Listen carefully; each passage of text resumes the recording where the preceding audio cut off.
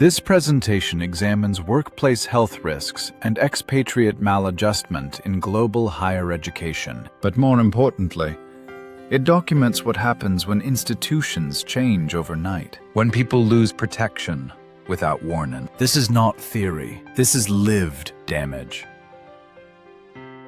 I ask how governance shifts affect expatriate adjustment. I ask how everyday incivility dismantles well-being. What happens when rules change and leadership disappears? When silence becomes the safest strategy. This is not individual failure. It is organizational collapse.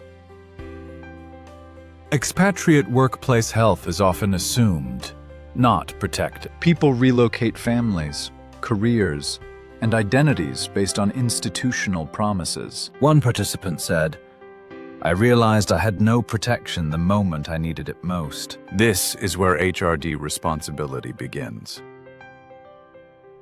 The qualitative data include 32 expatriates and 47 narrative accounts. These are not complaints. They are survival record. One faculty member said, "I stopped speaking in meetings because every word could be used against me." This is how silence is manufactured. To test whether these experiences were isolated, I analyzed 164 Glassdoor reviews. The same patterns appeared again and again. One review stated, "You never know when the rules will change or who will be targeted next." This is not coincident. This is structure. The multiple capitals framework explains what people actually lose, not just jobs, energy. Psychological capital erodes through constant vigilance. Social capital collapses when colleagues disappear. Organizational capital dissolves when governance becomes opaque. This study uses mixed methods because toxicity hides in plain sight. Interviews reveal fear. Documents reveal silence. Ratings reveal polarization. Together, they expose what organizations deny. Participants came from different disciplines and career stages. What united them was vulnerability. One participant said, "As expatriates, we realized we were replaceable and alone. Loss of protection magnified every insult." The voices from the field are disturbingly consistent. People described panic attacks, insomnia, chronic fear. One participant said, "I was afraid to walk across campus because I didn't know who was watching." These are not performance issues. They are workplace health emergencies. This model shows how governance change triggers capital erosion. When organizational capital collapses, psychological strain accelerates. Social ties fracture. Health follows. Toxicity does not spread randomly. It cascades. Trust was undermined by secrecy. Psychological strain became chronic. Social capital fractured through public disrespect. Career paths stalled without explanation. One participant said, "I was punished, but no one would tell me why." This is institutional harm without fingerprints. Glassdoor ratings reveal sharp polarization. Some survive, others are destroyed. This unevenness is the signature of toxic systems. It is not resilient, it is exposure.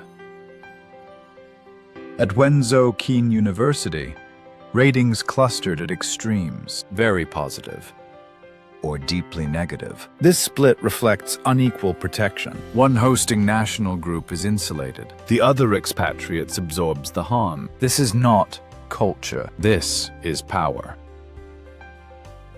The data show that governance shifts deplete capital. Incivility accelerates psychological loss. Low organizational health drives silence, withdrawal, and exit. One faculty member said, "Leaving felt like the only way to keep my spirit." Resilience cannot fix broken systems. This integrated model reframes maladjustment as systemic. External pressure enters through governance. Internal harm spreads through daily interactions. Job dissatisfaction becomes rational, not pathological. Toxic management and geopolitical pressure jointly produce harm. Organizational and psychological capital are hit first and hardest. This is one case, and that should worry us, because it means this can happen anywhere. HRD must intervene earlier and more forcefully. Transparent governance is not optional. Protecting whistleblowers and exit voice must be real. Promotion systems must be visible. Leaders must be interculturally competent. One participant said, "Enforced silence protects the institution, not the people."